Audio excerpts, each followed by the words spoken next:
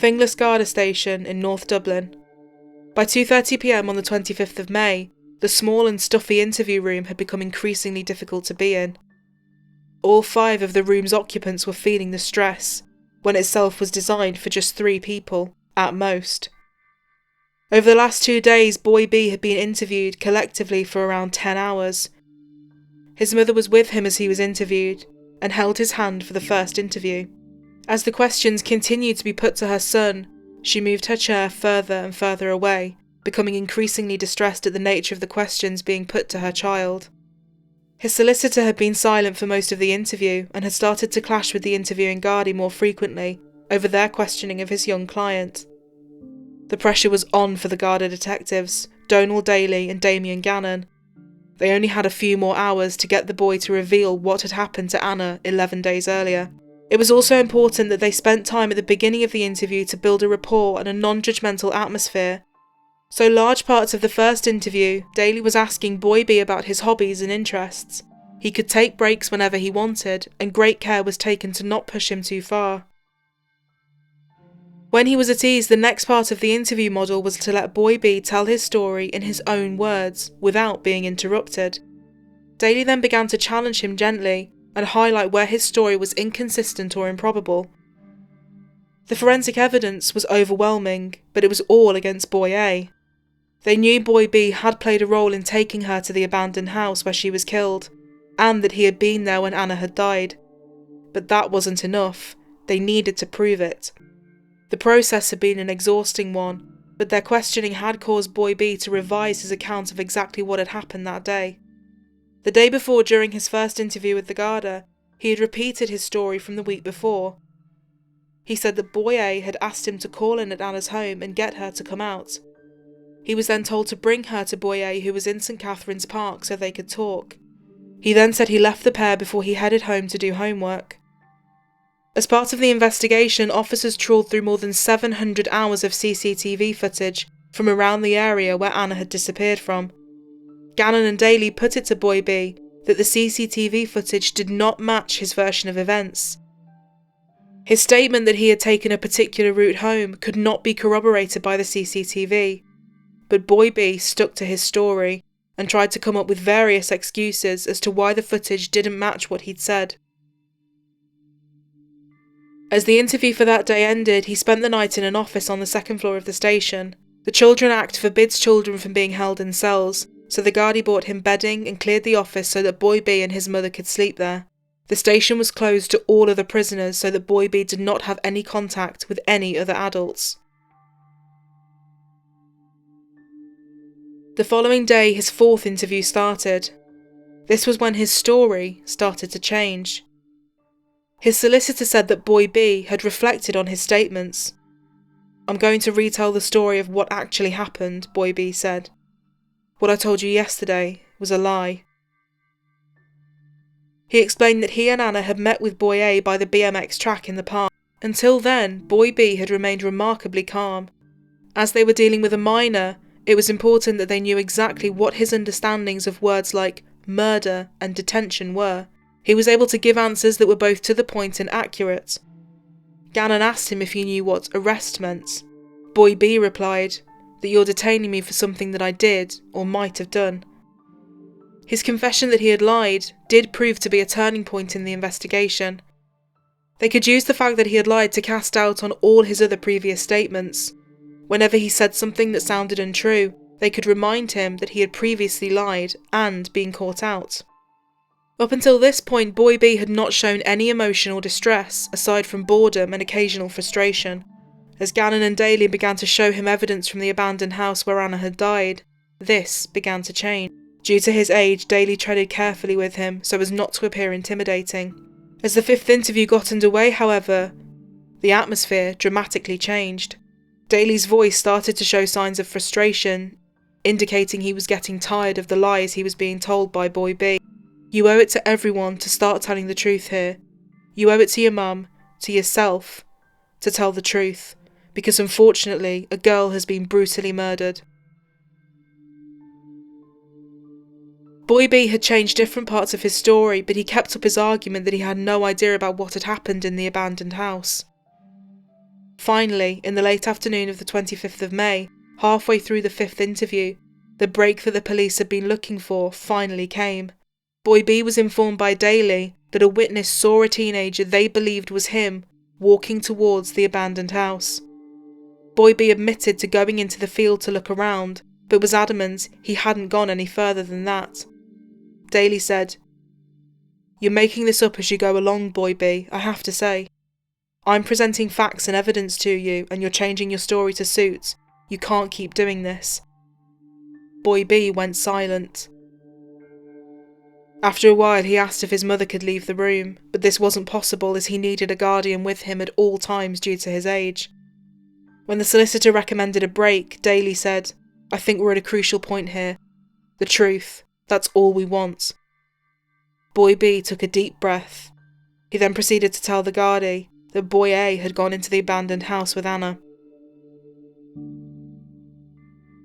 "I left, and that's when I heard the scream, and then I ran. It was a really strong scream. I knew that it was Anna, but since Boy A was there, she'd be fine. He'd protect her. The scream was really loud. Just before it ended, it got muffled, like someone covered her mouth." Boy B then started to cry. So did his mother. While the interviews with Boy B continued, what about Boy A? Upon his arrest, he was interviewed at the Clondalkin Garda station, with his father and their solicitor. Just like with Boy B, they began asking him if he understood right from wrong.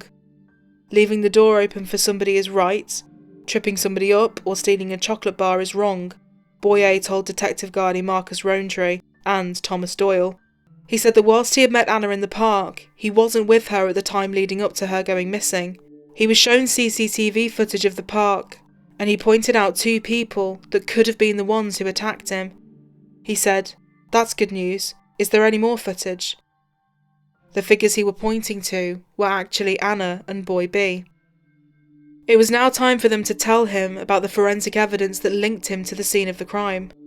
After Detective Garda Doyle told him that blood belonging to Anna had been found on his boots, Boy A responded, "Are you joking me? You can't be serious." Boy A then said he needed some air, so the interview was paused so he could have a glass of water. When questioning resumed, Doyle said, "What I'm saying to you is the only place you could have got the blood on your boots was in that room. So, were you in that room?" "No," he replied. When asked about what the analysis of his phone had uncovered, he said the torture methods result had come up after he was looking for horror films online. He said torture films didn't interest him. In spite of the evidence, he confessed nothing. Most of his answers were no comment or I don't know. Thursday, May 25th. Inspector O'Neill received a call. It was an official from the Office of the Director of Public Prosecutions. Boy A could be charged with murder. An hour later he was brought in a Garda van, in the company of his parents, to the Children's Court in Smithfield in Dublin. Following a search of his house, the evidence against Boy A continued to mount. In his bedroom, 2 mobile phones were found. They contained almost 12,500 images of a predominantly pornographic nature. One featured a man in a balaclava looking at a semi-naked woman. Another showed a man choke a woman as a second man watched. When a search of the memories of the phones was conducted, more disturbing evidence would come to light. It was revealed that several pornographic videos had been accessed online, with one title referring to Russian teenagers, and another referring to a woman called Anastasia. Evidence of searches for child porn, horse porn, and dead boy prank in abandoned haunted school were also found. During the trial, however, this evidence would not be heard by the jury.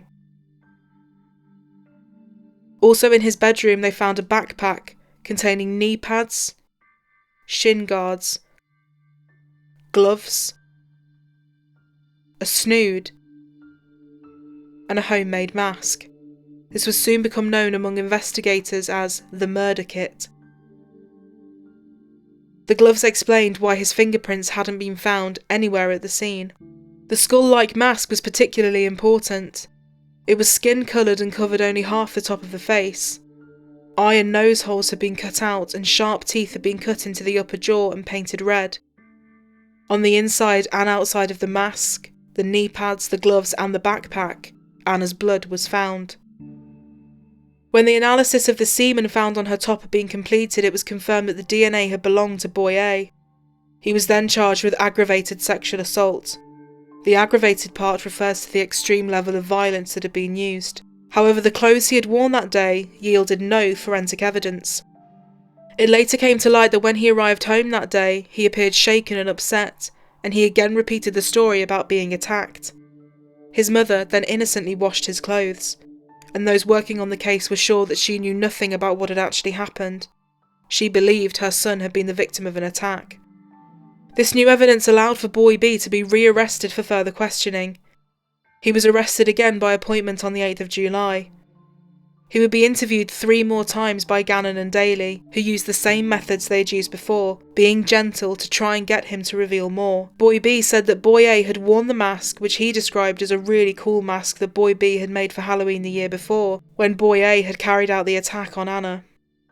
He said that he had gone into the house by himself before picking up a stick there. He was still adamant that he had played no part in Anna's murder. He also described a conversation that he had had with Boy A month before the killing. He described it as follows. "Hey, want to kill somebody?" "No." "Ah, here, why not?" "Because it's retarded." "Oh, come on." "Who are you planning on killing?" "Anna Kriégel." "In your dreams." He said that his friend always said things like this and he assumed he wasn't serious. He maintained he had no idea what his friend was planning to do on the 14th of May. Daly asked him why he didn't do anything in the room. He replied, "Because I was scared. I was shocked. I didn't know what to do. Because my brain was frozen in place. I didn't know what to do." He said that the day after Anna had gone missing, he lied when questioned because he was just trying to forget about it and pretend nothing happened. He said he was ashamed that he had failed to help Anna and that he was scared of being framed by Boy A. "But you could have saved her," the detective said. "I know." "Why didn't you try and save her?" "I don't know."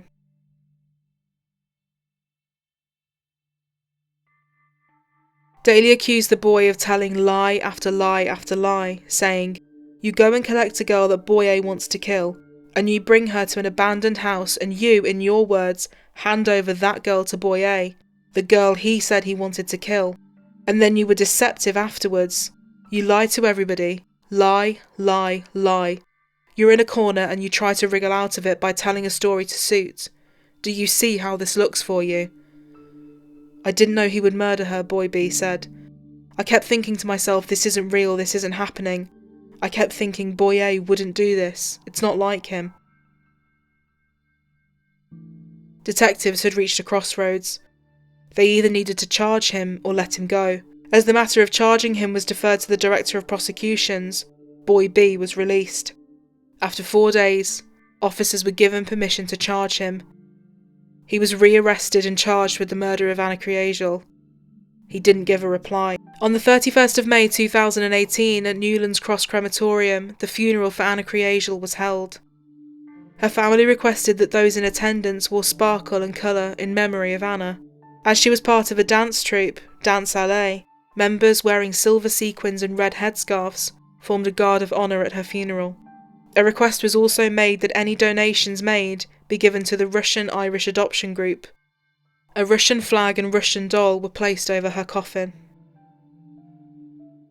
On the 2nd of August, after more than 2 months in custody, Boy A was granted bail in the High Court.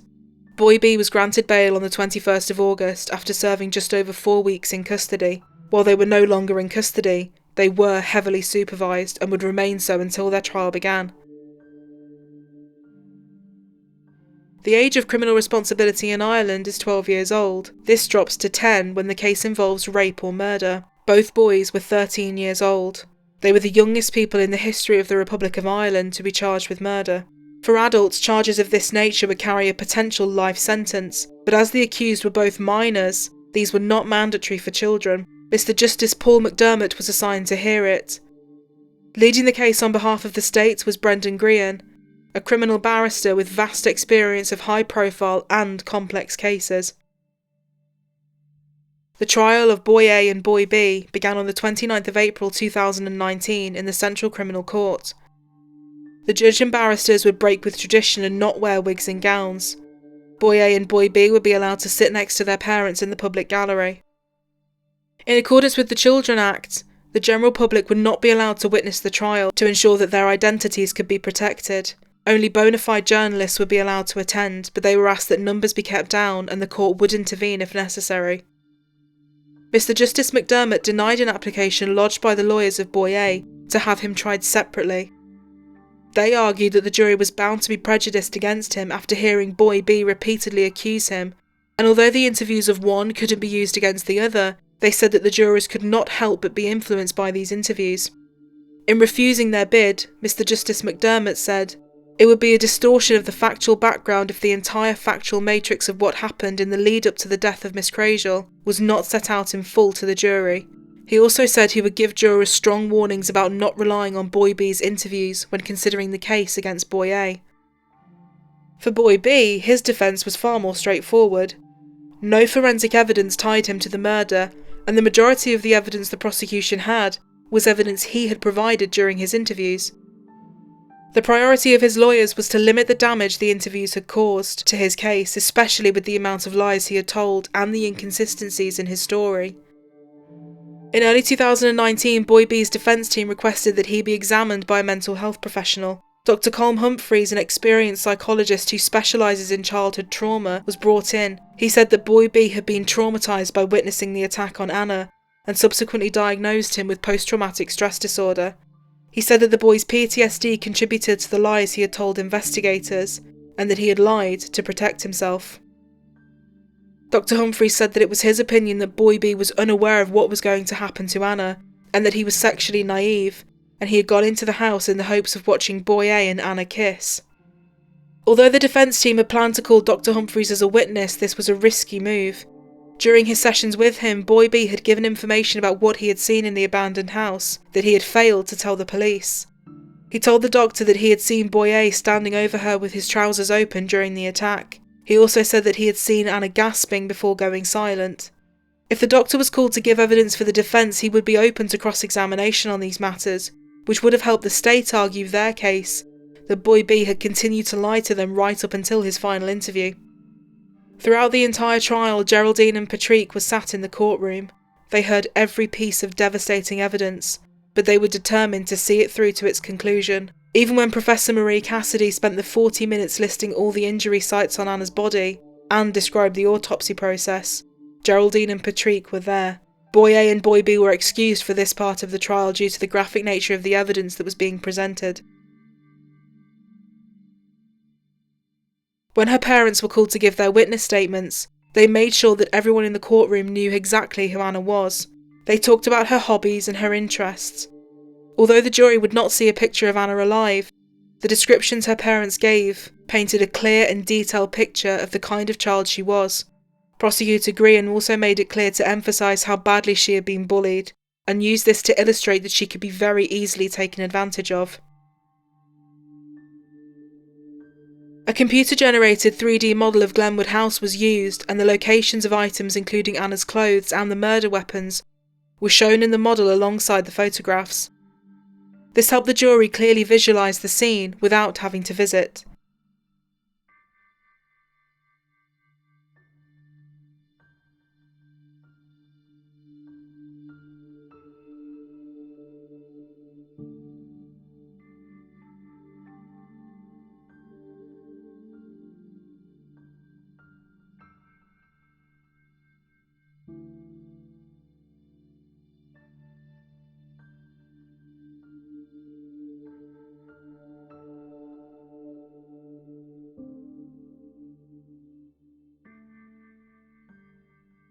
The violent imagery and pornography found on the phone during the search was inadmissible, because of the 6-month gap between the material being accessed and the murder. Judge McDermott ruled that the admission of any of the pornographic material would be unfair. He made the same ruling about the internet searches made by Boy B for knives and for a YouTube video called "My Girlfriend Tortured, Stabbed and Starved Me." During the trial, portions of Boy B's interview were played for the court. In it, he called Anna an outcast and said she wore slutty clothes. I thought of Anna like a weirdo, someone I should not be around. This left her parents visibly upset. Another part of the trial that caused them huge distress was hearing Boy B's description of how Boy A had attacked her. Nevertheless, her parents stayed in the court, showing tremendous courage and dignity. The boys were sat in different parts of the court and were never seen interacting with each other. On day 15 of the trial, the court was shown footage of Boy B's interview with the police where he admitted to lying. During this, a note was handed to the lawyers saying that Boy B had become overwhelmed with anxiety and was suffering a panic attack. Court was adjourned for the day and an ambulance was called. He was treated on site and was checked by a GP that evening. He recovered and no reason for the panic attack was given. Boy B's father said his son was very naive and immature, and very hungry for friendship. He said that he tended to believe everything his friends were saying. Despite some of the evidence being ruled as inadmissible, the state had built a strong case against Boy A. It was made up of three main elements: the CCTV from the park, the lies he had told including faking an attack, and the forensic evidence that linked him to the scene.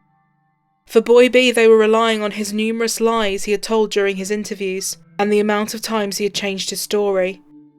But there was still no forensic evidence. The state needed to prove that he knew the plan was to kill Anna that day. In order to do this, they referred back to the admission that Boy A had asked him the month earlier if he wanted to kill her.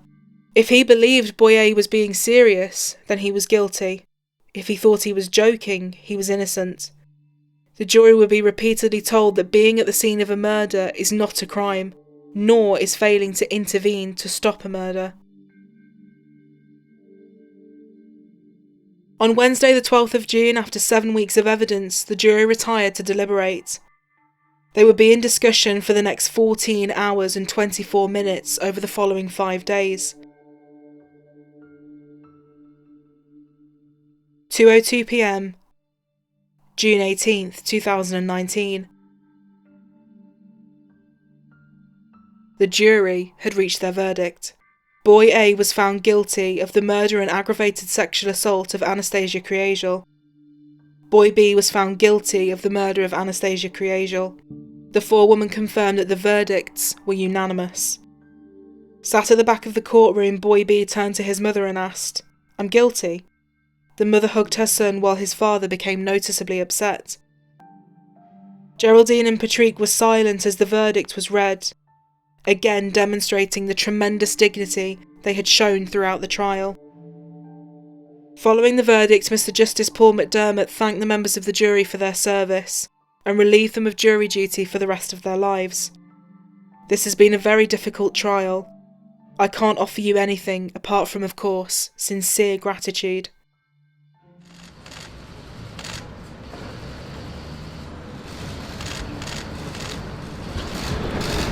Anna was our strength. And Anna was a dream come true for us, and she always will be. She'll stay in our hearts, forever loved and forever cherished. We love you, Anna.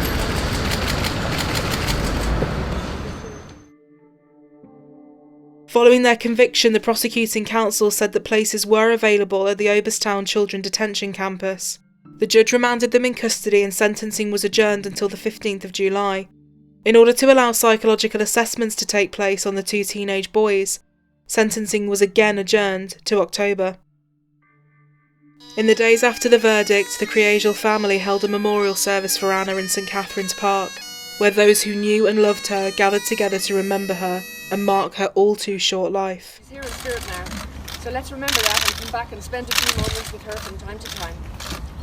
And thank you all for coming to join us today and for the wonderful support that all of you have given us over the last year. Thank you.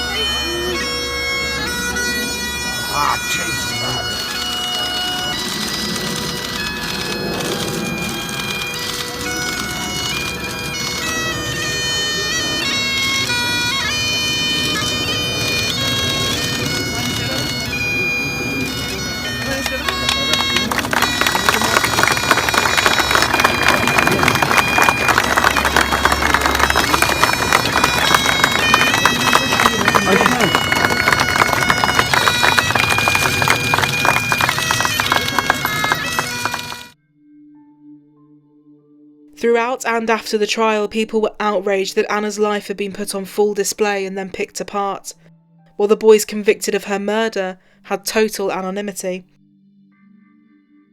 Denise Fergus, the mother of James Bulger, who was kidnapped, tortured and murdered by 2 teenage boys in 1993, expressed her concerns about the decision to not name the killers. In the case of her son, the decision was made to name John Venables and Robert Thompson, which was unprecedented at the time.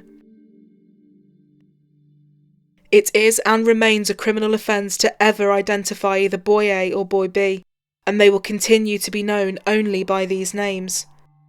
On the 5th of November 2019, the boys were sentenced. Boy A was sentenced to life in prison with a review period after 12 years of incarceration. He was also given 12 years for aggravated sexual assault, with this running alongside his murder sentence. He was also placed on the sex offenders register. Boy B was sentenced to 15 years for murder, which will be reviewed after 8 years. There was an onus on the court today to have regard, we heard, to the boys' rehabilitation, but it also had to consider the evidence in mistrial. And he said to the accused today, as he sentenced them, that they were responsible for Anna's murder and that they had to pay for the consequences of their crime. And he issued the sentences: life in detention with the review at 12 years for Boy A and 15 years with the review at 8 years for Boy B. So Boy A is eligible to be released at the age of 26, Boy B at the age of 23. And after Mr. Justice McDermott sentenced the boys today, well, he told them that they have a lengthy sentence, but he said that they have the prospect of returning to their families, which is something that Anna and her family do not have. When passing his sentence, Mr. Justice Paul McDermott said, "The 2 boys bear responsibility for her murder and must be accountable and accept the consequences of their crimes." He added that this murder was the most serious, disturbing and shocking type because of the extreme violence that had been used. The judge turned to the boys as he told them, "Both of you will be required to serve lengthy periods of detention, but you will have the opportunity to return to your families, your community, return to society when you are relatively young men. When that will be is not yet determined, but much depends on your behaviour and attitude over the coming years. You have the opportunity for a future, a second chance, something you so wrongfully and cruelly denied to Anna Kriégel." Geraldine gave a victim impact statement during the sentencing. "She was wild and wonderful, electric, so full of fun, madness and laughter. We could not believe the happiness and joy we had found in our lives. She was the love of our lives, and every single night before she went to bed, she told us she loved us too. She cannot do that anymore, and we cannot tell you how badly it hurts. She was just a little girl, with so many hopes and dreams and so much love inside her, that she shared generously with all who knew her. Her dream was to build a hotel called the Anna Love Hotel. She drew detailed floor plans, and we, her parents, would have had a special cottage on the land where we could spend our holidays and be near her. Her plans, our future, shattered." In her victim impact statement, Geraldine noted that Anna was due to meet her 2 younger sisters for the first time this year, but she never got the chance. Geraldine said that when Anna's birth family had found out what had happened to her, they cried and cried. She said, "They will never feel her warm hugs and loving kisses, or see her dance so elegantly, or hear her infectious laughter, and we will never experience that joy again."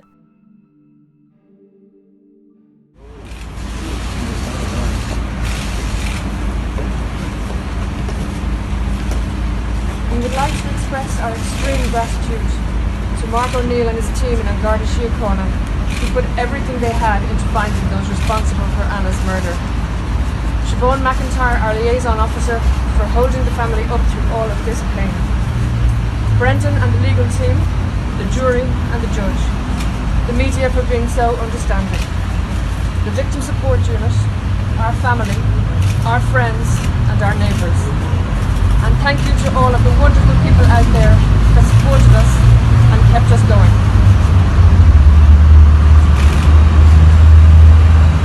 Justice has been served for Anna. The judge has decided on the sentence, and that beauty lies within alone. For our part, we can only say that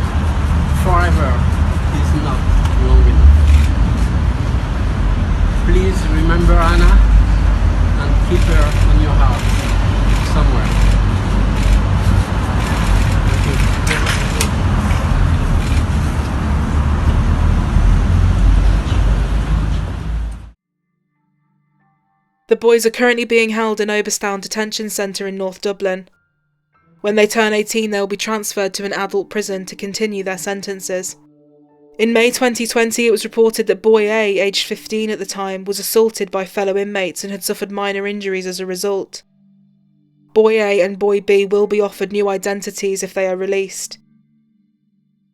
During the sentencing, it emerged that in his psychiatric evaluations, Boy A admitted to causing Anna's death, but denied the sexual assault. Boy B continues to maintain his innocence and rejects the verdict of the jury. Following her murder, her family were determined to turn the horrific experience into something positive, and so set up a charity in her honour, ANA. It was set up with the Russian-Irish adoption group to help other teenagers. Whilst we may never know the motivations for her murder, we know for sure that Anna was deeply loved, and someone who loved deeply in return, and despite all that she had been through, showed an incredible strength. The following words were written by Anna at the start of secondary school, when asked what her hopes were for her future. My hopes for the future. I hoped I would get into secondary school, and I did. That is one goal down. My second hope is to go to Paris University like my dad, the hardest one to get into. And when I come home from Paris, I would like to get a dog. I would like to get married too. Not sure I want any babies. Well, not yet anyway. I hope that I have a good life.